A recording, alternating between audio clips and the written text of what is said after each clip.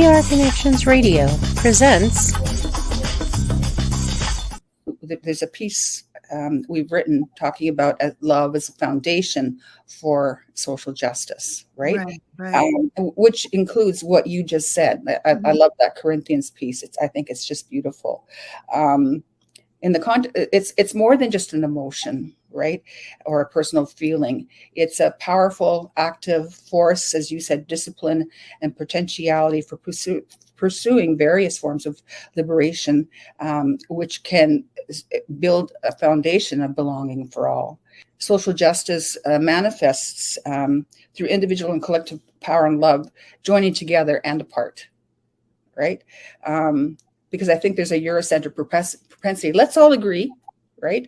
And then we'll as opposed to, and the pieces that are different kind of get pushed to the side, which is part of my impulse around the religious and spiritual piece. Next time, can we talk a little bit more about the discipline of love and do some Absolutely. Well,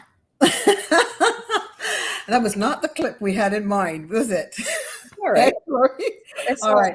I don't know, Andrea, if you can get the real clip ready, that would be great. If you can find it. But I just wanted that particular clip. I love it. They're all good. Welcome, warm welcome to prconnectionsradio.com. This is your show, the Voices of Humanity. Thank you so much for joining us. And again, we're coming out of prconnectionsradio.com, the voice of new media. I am your host, Sandra McKechnie. Wonderful to be here. And we are extremely grateful to connect with you in this way. It's a real privilege. I said to Lorrie last week that we make enough of these and we have some good content and they're out there. And anybody can land on one of them. And so I think that's an exciting thought. And a lot of this content has really served to really enrich, transform. I'm still being transformed. I've become aware of my unawareness about many things. I'm going to be 60 on Wednesday. I'm thrilled. November 1st. I slid out of my mother's inner parts, and it's been a wonderful, wonderful ride. I didn't think so a few years ago, but I feel like I've reached the point, and I said it last time, that I am giving birth to the person that I authentically feel I'm supposed to be. And this is a great thing. Anyhow, thank you so much for joining us. We're thrilled that you are here. And I hope that we can connect together and give you something authentic. Again, I've been listening to a gentleman by the name of Gabor Mate and his little piece on authenticity. Lorrie, like I was saying before, I love it. Coming out of the womb and just being, all you think about is your gut, when you're going to get fed next, and you are crying, you don't care, you're pooping your pants, you're just authentically, you're not thinking about past, future, all of that. And the way he puts it is so wonderful. And this is my guest. She's kind of like a co-host now, I think, for these segments that we're doing. Lorrie Simunovic. And Lorrie, could we off the top, perhaps, well, however you want to run it. I wanted you to let them know again about you off the top before we get going and what you do. I'm the president of Get Braver Incorporated. You can find me at getbraver.com. I do three key things: threshold conversation facilitation, executive coaching, and educational programming in the area of diversity, inclusion, and equity. So that's basically what I do. I don't have to get too much deeper into that. All of the information is on the site, unless you want me to. So we noticed from the clip, I think that's what you're asking me now, Sandra. It's just as good a clip as the other one that we, in my opinion, that we put on, except for the direction at the very end. But we were talking about the discipline of love and the connection to social justice, and ultimately healing our toxic culture. We can, because we have a matrix of intersections of domination and subordination, things like imperialism, capitalism, white supremacy, patriarchy, so many intersections, ableism, adultism, and so on. And we're going to talk a little bit about some of that. And so one of the reasons that for me regarding the love piece is, to me, as helpful as civility, I've actually, which we can do another day, just yesterday pulled something together about the difference between in the context of social justice and anti-oppression, the difference between, say, civility and love. As important as civility is, it doesn't go as deep as love can in this specific context. It's really, it's about behaving well more often than not within a Eurocentric context. So one of the things that Sandra and I did is, through the last number of podcasts that we've done, is we have three main learning objectives. The first one is developing a critical understanding of the history and impact of Eurocentricity. So that's examining the roots of Eurocentric thinking, its relationship to colonialism, imperialism, and all the systems that I've just mentioned, and its impact on groups that have been socially constructed in positions of subordination or under so-called dominant groups. And developing this kind of critical understanding, we can gain a deeper understanding of Eurocentricity and its effect on us as learners. I'm a lifelong learner, and we can begin to identify and challenge Eurocentric assumptions and biases. The second one is to develop critical consciousness and cultural humility, where we're kind of working where we're repairing and working in more kind of reciprocal ways in order to develop a critical consciousness and cultural humility. So this is about developing the ability to recognize and challenge Eurocentric biases and assumptions, and to appreciate the diversity and complexity of so-called non-European. We're saying non-European, just using the term non-European turns it into a binary of European at the center and everything else is around it, whereas that's not my worldview or my truth. There are multiple perspectives, beliefs, assumptions, and so on. It also involves developing skills to communicate and collaborate effectively with and across difference. And then, of course, as always, my lifelong passion is promoting social justice and equity. This is a crucial learning objective, collectively and individually in this specific context, to promote social justice and equity by taking action to challenge and dismantle Eurocentric structures and practices. This involves advocating for the inclusion of all perspectives. I'm not going to say non-European, let's say all. In education in all domains, and promoting policies and practices that promote diversity, equity, and inclusion. It also involves challenging Eurocentric ideologies and practices that perpetuate systems of oppression and inequality. So these all sound great. I mean, if you want me to go through definitions of what Eurocentricity is, we've done it in some of the other shows, cultural humility and so on. We can do that. And there's sorry? No, I was going to say, I would love you also to that piece on Gabramate in terms of the womb. And I mentioned, I think before we got on the show, the authenticity part, this little segment that I was listening to today when he was speaking about being authentic and coming out of that womb. And not thinking, you don't have a past to think about. You're not thinking maybe your epigenetic self, but you're not thinking of that. You're just hungry. Your gut's the important thing. You know, it's the authentic place, the most authentic place that we would ever be is coming out of the womb and just depending on everything, and everything comes in terms of your needs for the most part, right? So that's one of the, I'd love you to add to that in just reading that little excerpt again and just really clarifying what that looks like, as I just mentioned about coming out of the womb and how authentic the insight of that part, you know, and we, of course, we're going to connect that to that what you're going to just speak about, the womb part of that, the government Whitehays talks about, the nurturing part of that when you're in the womb. I love that you've said that, because that again brings it even deeper, and it's an example of both of us together learning to go deeper even into our own learning objectives, right? In terms of how we keep honing every time we get together. Yes. Right.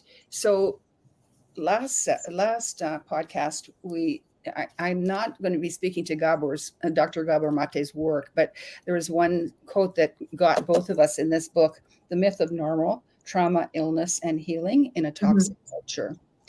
And when Sandra and I were speaking, Sandra asked me to read this quote again.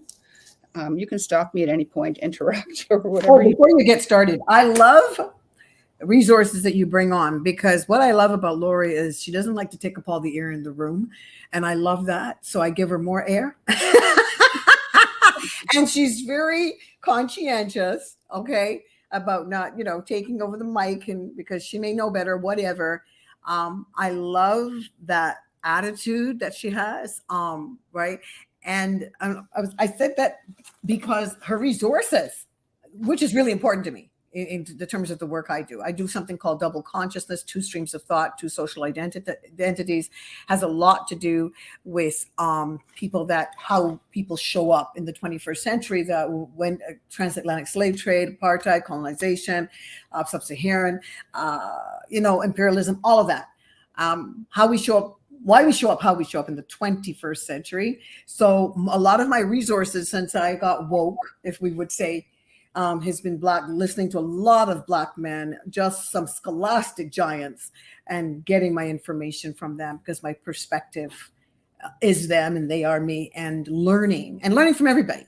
But I love that your resources, a lot of them are from people of color, and I appreciate that very, very much, and that just gives me a sense of wholeness for my own self and the connection to you and to all people, really. It's not your fault or mine, but together we can do something about it. And that's really why she's here. One of the reasons she's here anyway, besides her wonderful work. So I'm sorry I interrupted you. No, thank you. That's what we're supposed to do, like you're teaching me. That makes for a good show. Sorry? I said it makes for a good show. I like interruptions. It's good interruptions. Yeah. Thank you. So as I said, we're not going to necessarily discuss his work. There's all kinds of stuff online. There's two pieces. I think it's called The Diary of a CEO out of England. 2 hour, and it's Gabor Mate, and there's two podcasts for 2 hours each that talk about his book. Fantastic. I really recommend it. If anybody, so I'll send it to you. I've already promised you, but anybody else that wants to ask me, I'm happy to send it to them. But and he's European too, but I like his stuff. Where's he from? Hungary, and he's of Jewish descent. Yeah. Oh, yeah. Okay. Right. Okay. There we go. Yeah. I think that's what identifies. It's all about self-identification. So this quote is what you were just talking about in terms of coming from the womb. And he had quoted a lot of scientists, doctors, and has this incredible ability to talk about the science in a way that's understandable to the masses, in my opinion, because I'm certainly not a scientist, and I sometimes barely, but I'm understanding what he's talking about when he talks about science and birth and trauma and how that all connects, and that you just said, right? But then he said he has 3 children, and he asked his wife, who he sees as an expert. She's an artist. She's many things. Read the book and you'll find out. He asked her, he said, her name is Ray. I recently asked Ray if I could do it over again regarding the birth of their children, right? She was pregnant at the time, right? No, he asked her recently. Oh, recently. Okay. He was writing this book. He and his son wrote this book together. Okay. So I recently asked Ray if I could do it over again. I would have done so long before now. What would have supported her back then? I can't improve upon the wisdom nor the accuracy of her answer. It would have helped if I had a community in place. If there existed a larger consensus in our culture of what is required to gestate a baby. It would have helped if I had a doctor or a social worker or family member who could have stood up for me. If the doctor had asked me even once how I was faring emotionally. If anyone had phoned my husband, are you aware you are hurting your baby? Whatever problems you have with your wife, your role now is to be protective of her and of the infant she is carrying. We all need to realize that entering a pregnancy should be like entering a shrine, a sacred place and time. A baby is being built. which is what you talked about just a few minutes ago. Mm-hmm. Mental health needs to be on the curriculum as soon as a woman gets pregnant. Just as there are prenatal classes for physical birth, so there should be for the emotional birth. The woman's focus must be on the baby and not on the husband or even the job. The husband's focus, everyone's focus, must be on supporting the woman. Parents need to know that their job is mutual, that while the wife is pregnant, the husband is also pregnant. Society needs to protect pregnant women because everybody is creating this child. It takes the world to make a baby. Wow. So when Sandra and I were talking about this in the last podcast, one of the things we reflected on is what a different world this would be. I mean, this is such an example of profound respect. It's on page 145 if you have the book. Yeah. And one of the things that struck me after I read that is the piece around that. That's a lot of emotional intelligence and wisdom, that loving wisdom that this, Ray is speaking to. And so then I started thinking about emotional intelligence, emotional intimacy, and emotional integrity in the context of social justice, anti-oppression work, and love. Because the difference between love and civility, I have no judgment of civility. It's important, but that's more about order, right? Whereas love is something profound. So I haven't read the second half of the book yet, but one of the things, we were talking about love as a foundation for social justice, and a few of the podcasts, both on the writing on the YouTube and also in introducing it, we spoke to that piece. We are speaking now to emotional intelligence, emotional intimacy, and emotional integrity in the context of love as a discipline, right? That was one of the ones that really, I think, correct me if I'm wrong, Sandra, touched you. The one thing that I did want to surface, because when you think about it, trauma, illness, and healing in a toxic culture. But Lorrie, sorry, hon, I'm interrupting. But could we go back just to give it a little synopsis on this thing? Now, the idea about what you just read was the idea that a woman would be, pregnant and would have a team. If ideally, wouldn't this be wonderful? Mm-hmm. If she had a team of people speaking into her. Some women are very careful, and some cultures, some of my people absolutely in the continent this is a very important time for them. Not getting angry, not too much. You're going to have fight with your people or your brothers and sisters, your spouse or whatever, but being conscious to bring that back to a place that's more holistic for that child, speaking into that child's life. A lot of my people read scriptures, beautiful things are said over this womb. So that I was just thinking of the how that can create, if you will, this authentic human being. This and such a humility in this individual. What would that do to a child coming out? We're talking about, you just come out and you're ready to eat. It's just about you and your gut and you're hungry. But how does when you're thinking of what was poured into that, right? Into that womb, into that child, spiritually speaking, that ability to come out and be that authentic. And his piece, like I mentioned before, on authenticity, I thought was so brilliant, because you're coming out and you've got this truth, as the scripture says, truth in the inward parts. That's authenticity. And we're trying to go back into the womb now and get that. We're trying to get back there and get that authenticity. And so I think when we talked, we read our umbrella there at the beginning, cultural humility. Oh, I think the humility, if we had that nurturing from the womb, that wouldn't be so, to connect those dots would not be so difficult, to have people that are humble enough to know that everybody's important, and we shouldn't even have words as marginalized and oppression and supremacy and all of these terms. Yeah, that just came to me in terms of and I agree. And as I just mentioned, I'm really glad that you brought that piece in. Thank you for bringing that in. And in the context of social justice, oppression, and love, if we were going to have that kind of interconnectedness, there are many of us, myself included, because I'm still working on it, even though I've done therapy, I've done a whole bunch of stuff, right? But many of us have unprocessed trauma. And Dr. Gabor talks about both small t and large t, which is beyond the scope of today. But one of the things, apparently, well, not apparently, in the second half of the book, he talks about how healing can happen, because when we're triggered, we can say all this nice stuff, but there's healing that has to happen. And you just mentioned some way. And so I just kind of came up with a definition. In the context of social justice, of oppression and love, healing refers to the processing of recovering from injury. Because there's so much injury out there, right? Yes. Trauma or systemic domination, marginalization by dominant groups through connection, understanding, and restoration. And some examples, we're not going to discuss this today, but I just don't want people thinking I'm losing sight. We're going to kind of do a segue into emotional intelligence. Things like processing the trauma. There's many different ways. Like one book is The Body Keeps the Score. Beautiful book. I haven't read it completely, but Bessel van der Kolk, right? There's so many different ways where you take the body into consideration also.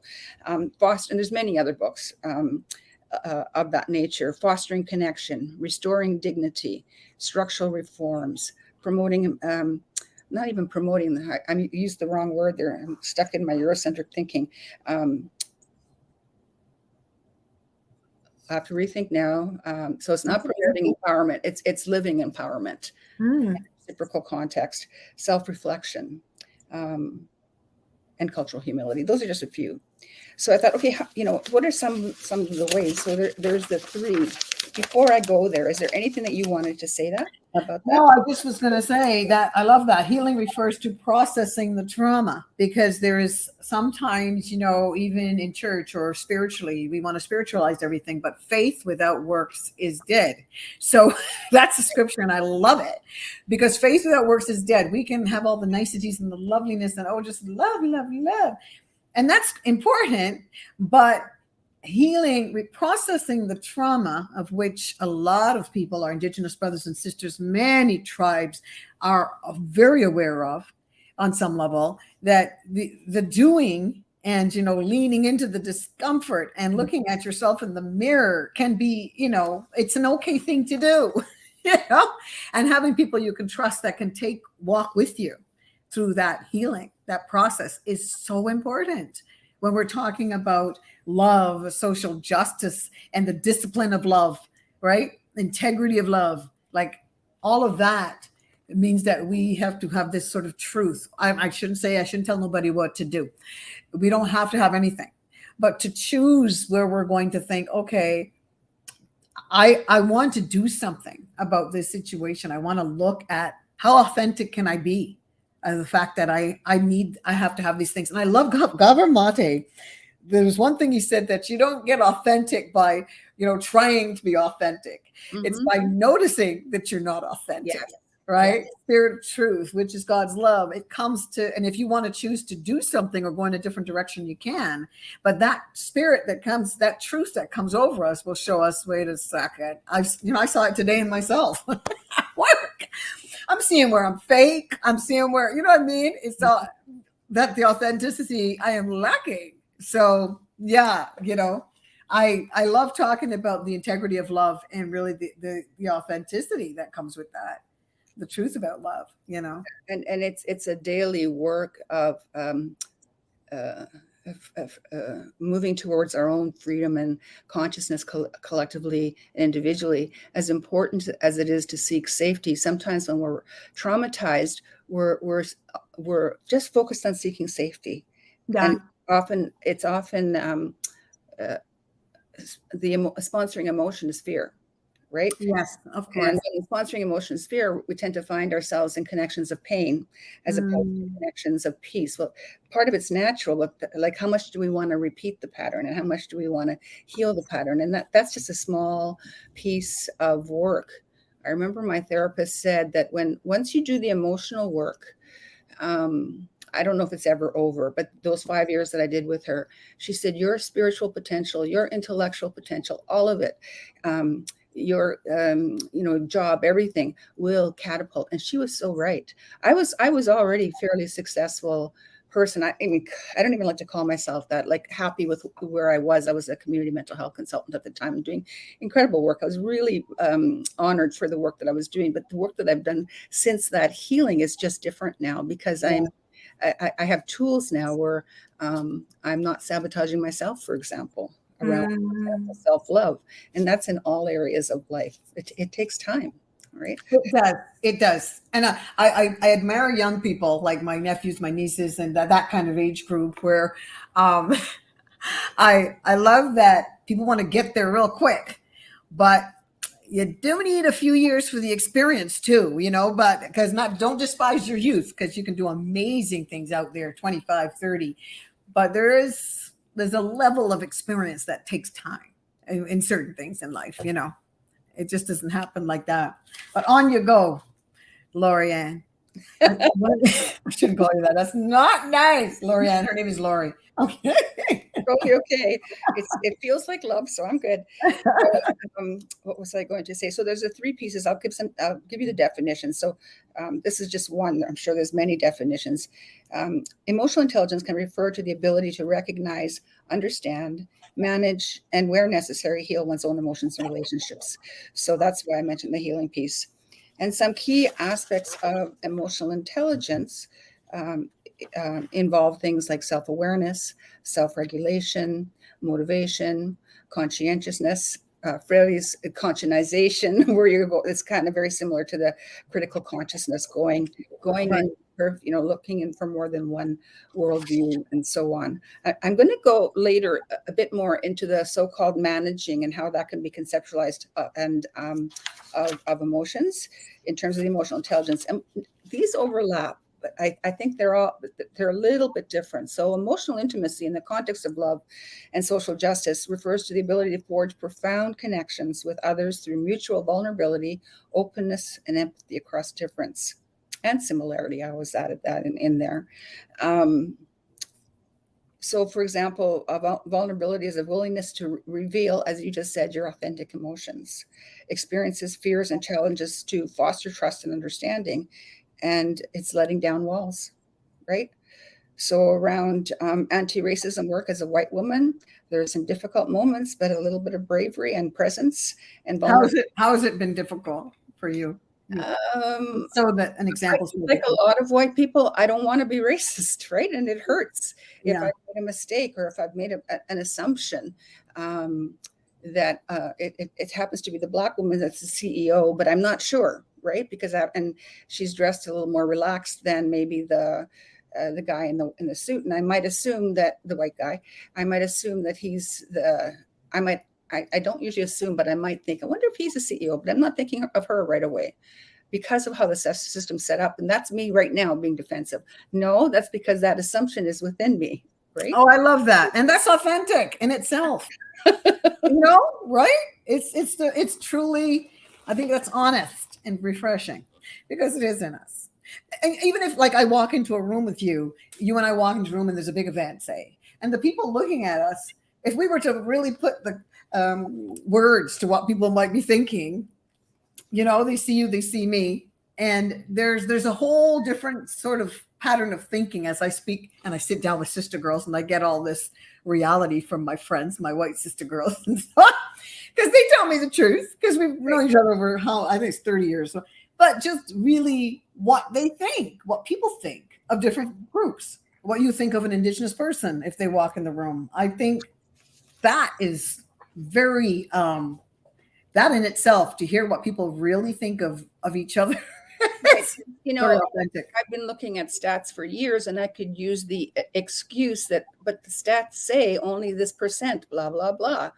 But I've been in this work for decades, and it still comes up. It would have come up more before, but you just keep doing the work because you go deeper and deeper, and I love that. You're all up in the levels of awareness, unconscious unawareness. You're aware of your unawareness, and you're doing something about it. That's great. Reality. So and then the third one, I've written quite a bit on it, but I'm learning how to just, because we only have this much time, right? So I'm giving 3 examples in each of these emotional pieces. Emotional integrity in the context of social justice and love refers to aligning one's emotions and external actions with an ethical commitment to truth, justice, and compassion. And some of the key components are... Wait, sorry, that one was again, so sorry. A commitment to truth, justice, and compassion. There's of course much more, but those are some. And how to do that is, for example, authenticity, expressing our emotions in a way that are honest and transparent rather than performative. If I was more... and we all do it because sometimes we have to perform or we're dead in the water, right? Yeah. But sometimes if we're so performative, we're not going to be in an authentic place, right? So what does performative look like? So what I just said about I think I'm smart enough to say, well, actually it's because of the stats. And that's why I thought that. But I also know on an authentic level that I was trained that white guys are in power. Mm-hmm.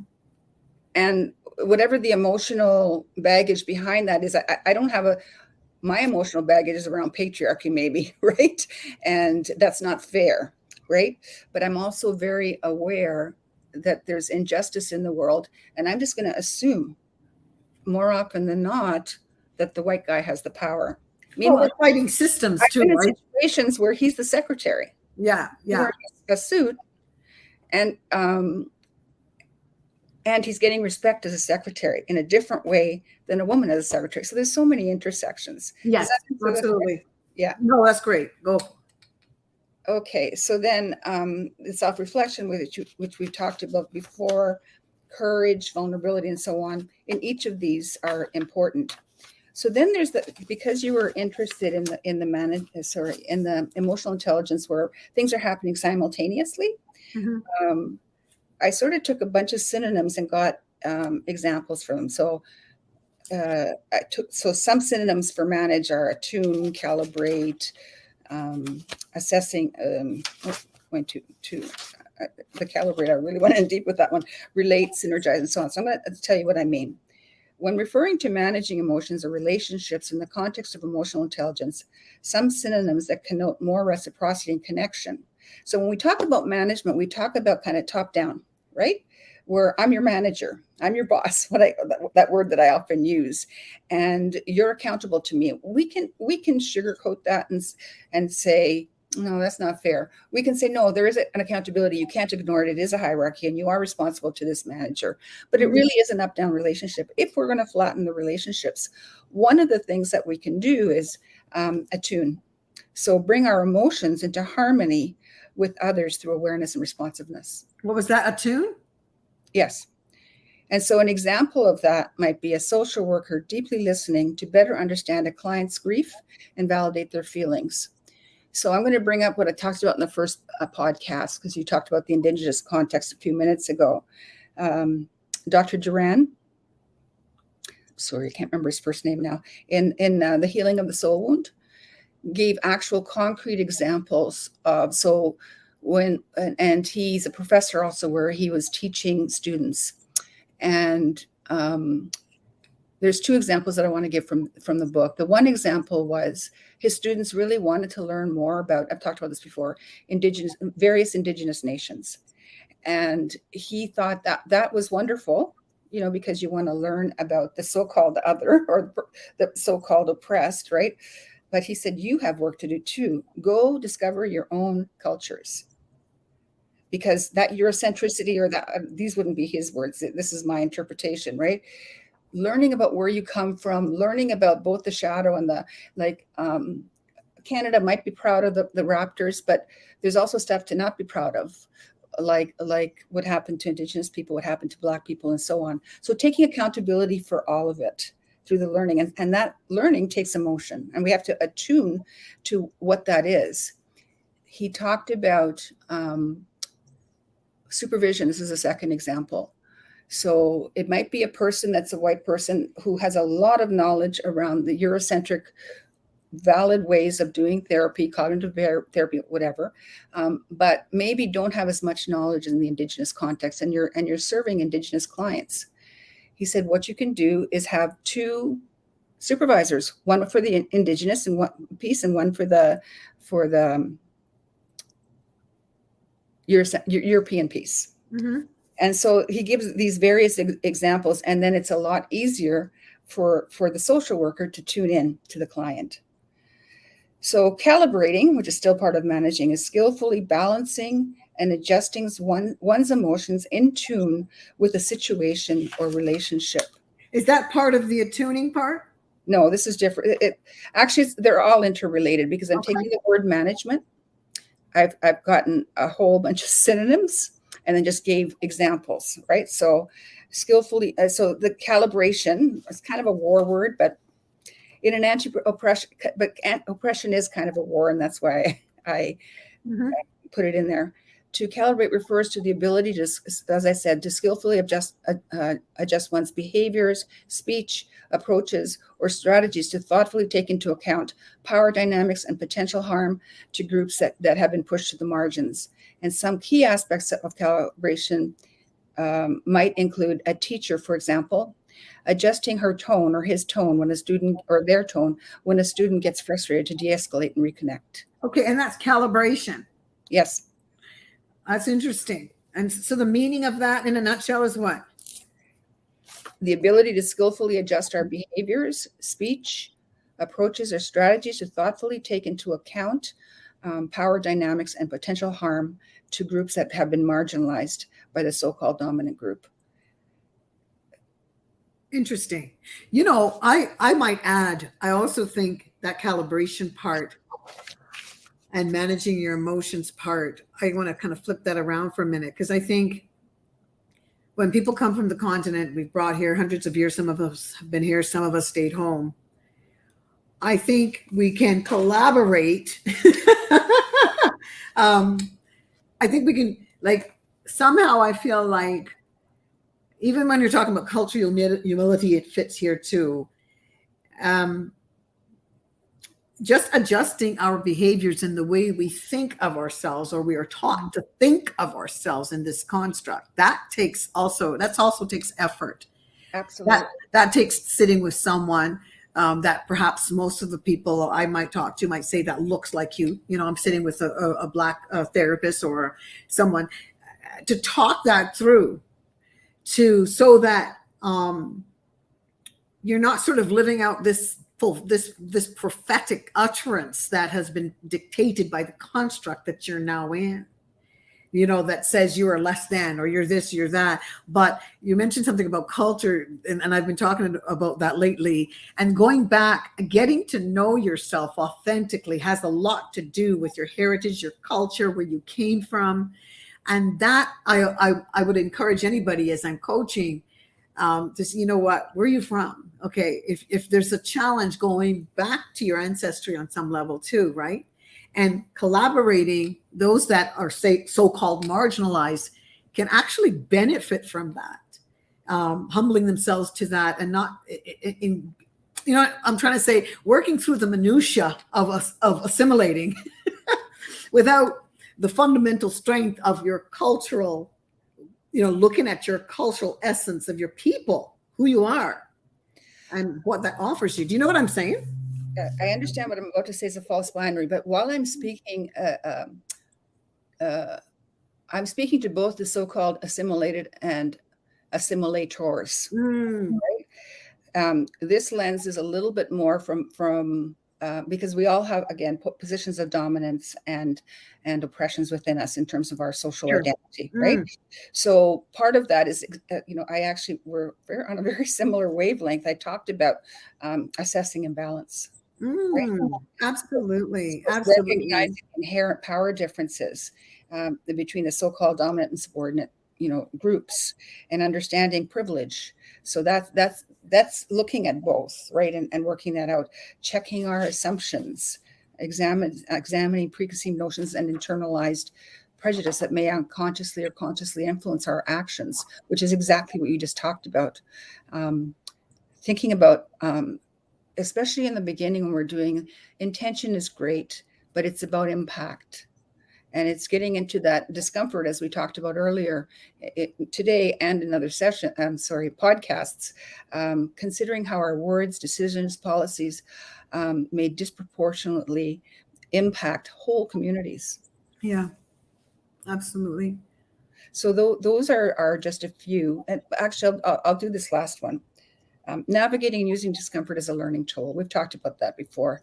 Recalibrating when called out on missteps to learn rather than become defensive. Allowing growth through discomfort, which we've talked about even through a post-traumatic growth lens. Where would you like to go from here? Oh, I want to hear more about this emotional intelligence. I mean, regulating your emotions so you're not at the mercy of your behaviors, definitely. But how do people do that? I love it, connecting that discipline of love to the discipline of love, and discipline of love, emotional intelligence, and connecting that to social justice. That's huge. People might ask, how do I feel like people are treating me this way at work, different groups, so-called marginalized, perhaps. They're treating me this way, and I can't stand it. I'm going to tell them off, or I'm going to call the union in, or whatever.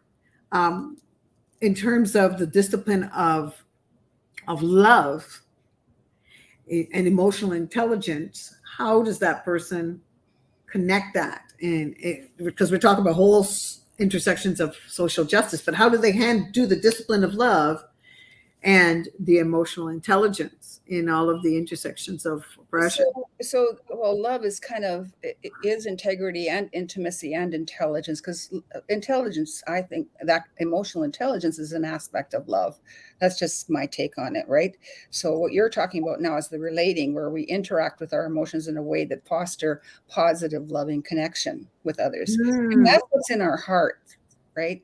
Then the outcome is going to be different than if I'm talking to you. I have to be civil. I have to behave, right?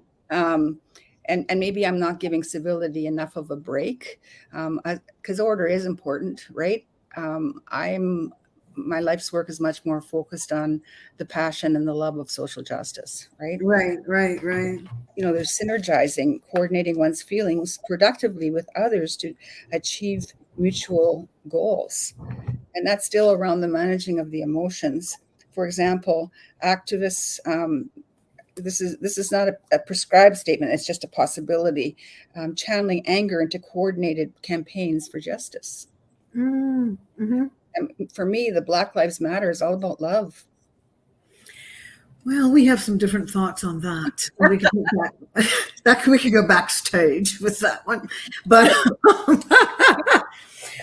for me, everybody, Black Lives Matter is Malcolm Little, aka Malcolm X, James Baldwin, and I think fundamentally there's a lot missing at the fundamentals of Black Lives Matter. But anyhow, that's a whole other situation. Okay.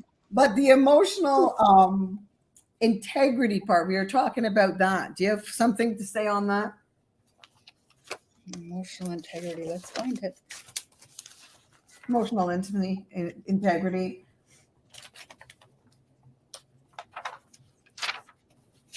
I do. I want to, because I was really thinking about this. So we're going to go past civility.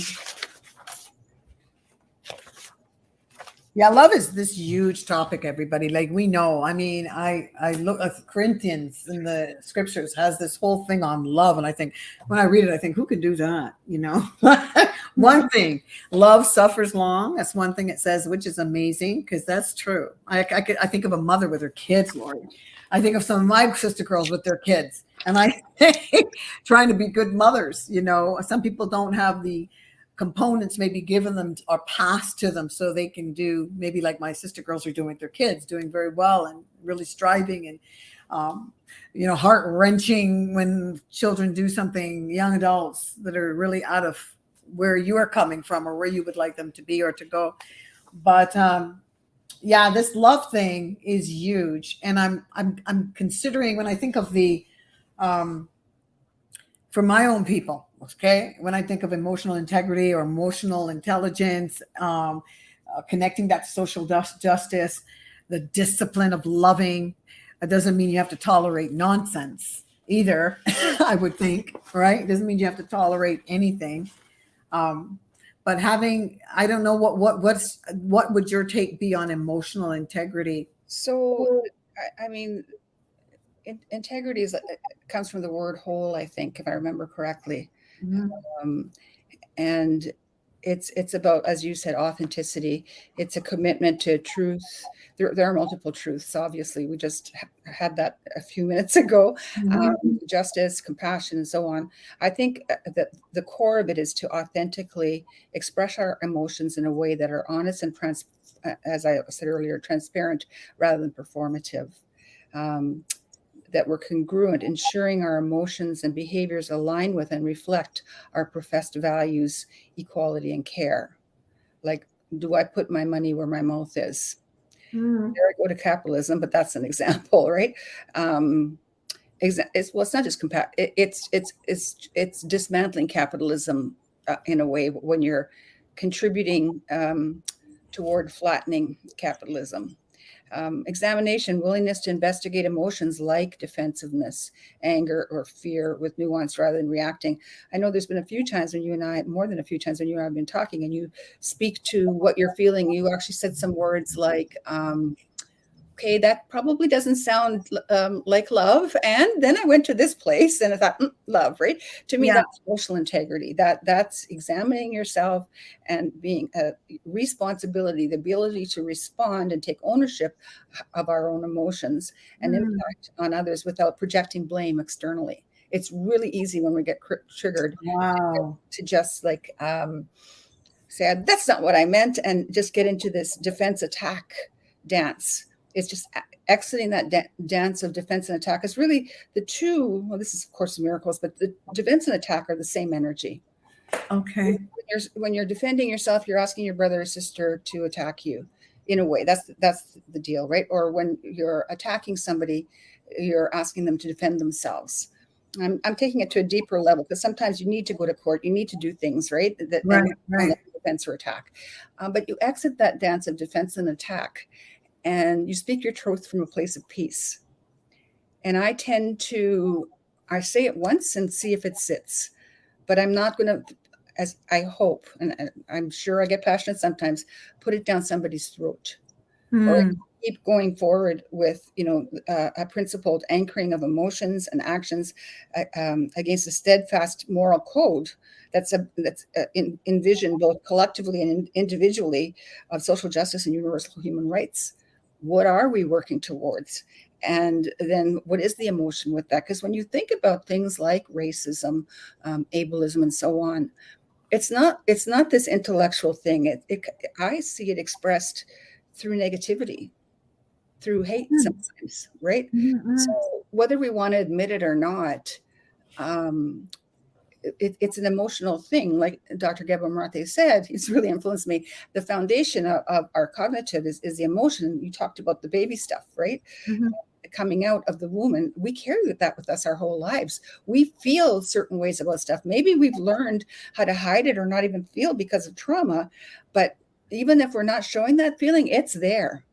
So a trigger is usually emotional. It can be, rage, like the red mist. It could be, there's an anger that's healthy and there's an anger it just gets you deeper and deeper into the red mist, right? Oh, yeah, absolutely. Absolutely. I've learned to appreciate a number of different groups in my life, people, women that are honest, even from doing the work I do, just honest about their feelings, white, black, and different, that really have gone through some trauma in their lives. Some horrible things, and I mean, and the race thing, yes, that's a different intersection on it in itself.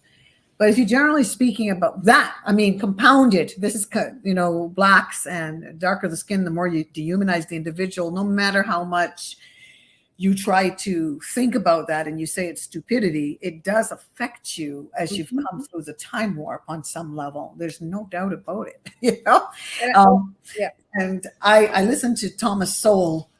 We kind of clash, but yet there's so much that he says that I have ingested He doesn't. He has his take on, us always. People are always talking about the race, using the race card, and saying white supremacy, all of these words that can, he feels, sort of induce something instead of just love in an action is how I'm paraphrasing it, but doing what you need to do and acting upon it. Like I mentioned before, you and I walk in a room, so they're going to look at you differently perhaps than they're going to look at me. They probably will, depending on everybody's in the room. Depending on the context. Yeah. Right. And they may look at me one way, and I've seen it, I've heard it. So you're in the skin long enough, you hear things, right? Indigenous people have heard things. They have experienced it firsthand. So it's real. Yeah. But I love Thomas Sowell's thing on this, like it's really, and a little bit of Dr. Martin Luther thrown in there. It's really about, what am I doing as a human being? I then become a human being, and how much am I contributing to the whole white supremacy vibe and the Black Lives Matter vibe? Do I understand what's even behind that, and who's benefiting from Black Lives Matter? Hello, financially. What is it? Does it really have to do with Black Lives Matter? Where's the money going? So all of that, that's a whole other thing. But I'm saying if we have other pieces around what triggers us emotionally when we're talking about the emotionally integrity, a lot of it has to do with knowledge as well. Right. Yeah. And I've already said to before, and I around that piece that you just mentioned, I don't have any knowledge in that area, so I can't even comment around the money piece. So yeah. So regarding the courage that you just mentioned, in terms of the emotional integrity, it's expressing emotions with conviction to challenge oppression, even in the face of backlash. I sometimes when I'm speaking to this, it sounds like I'm saying, okay, let's all be nice. I'm not saying that. Oh, right? I don't think so at all. Okay. Yeah. So because like you think about emotion, right? So when you're processing trauma, that rage has to be processed. My first 8 months in therapy, I raged. I had a safe place where I could rage. Right. He said, okay, we've done this for 8 months. Like, let's go and figure out some other pieces of, where there might've been peace or love. And I was amazed. She found some stuff. I went under hypnosis, and I was really happy about that. And my parents were crying and happy, and I got to share it with them. So in this work, it's very emotional work, fraught with messiness. I mean, that's absolutely. And I think I always say to a good coach needs a coach. Same with, I would think a therapist too. Like, you know what I mean? And to be that humble, that cultural humility, whatever culture you identify with or as, or however that looks, to have that humility as an individual. And when I started to get stronger is when I got the knowledge about my people and as much as I can. I don't know other people, but I can only live this way one time. I only have so much time. But when I find things out about people from the continent and beyond, that humbles me and gives me a different emotional integrity as a woman of color, Black woman, so-called byword. Yeah. Yeah. So if you think about emotional, what was the second one? Intimacy. Vulnerability is used in a different way than it might be in terms of emotional integrity. So let me give you an example. In emotional intimacy. Thank you. Intimacy. She can read my mind. Intimacy, there's more, you're building a deep connection.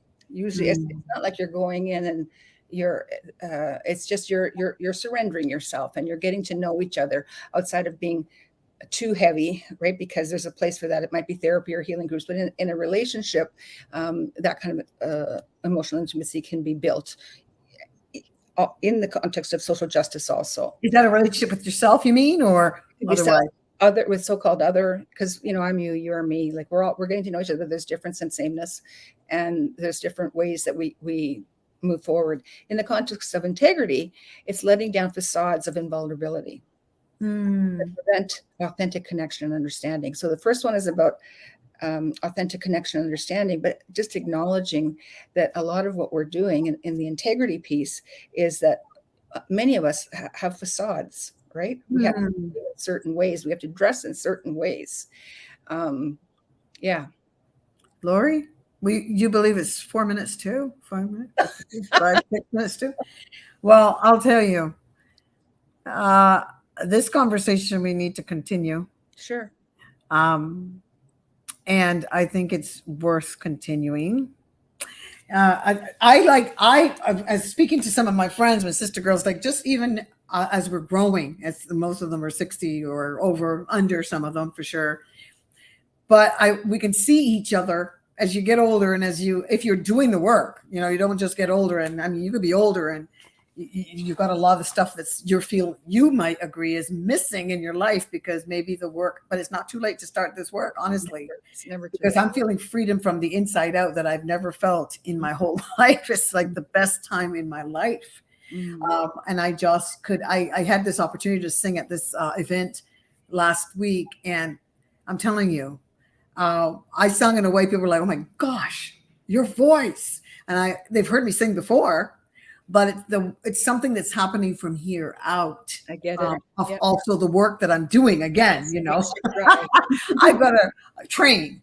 Yeah. So I'm still training, and faith without works is dead. So I still got to do something. And I love that part of our conversations. It's not just, you're so fantastic, like all this can happen, but you work at it. You've done a lot of work in your life. So let's pick up next time. This has been great. And applause, Lorrie. Thank you so much for sharing your work. Thank you. And we will meet and debrief and do all of that. Thank you for joining us. We're just trying to keep it real here and hoping in the process that whatever exudes from us that is truth and you find authentic, that it may encourage you. I would appreciate knowing that that's true. Thank you so much for being here. Voices of Humanity, forgot the name of the show, coming to you from PureConnectionsRadio.com, the voice of new media. Please join us again. We appreciate you so much. Bye for now. Say bye, Lorrie. Bye-bye.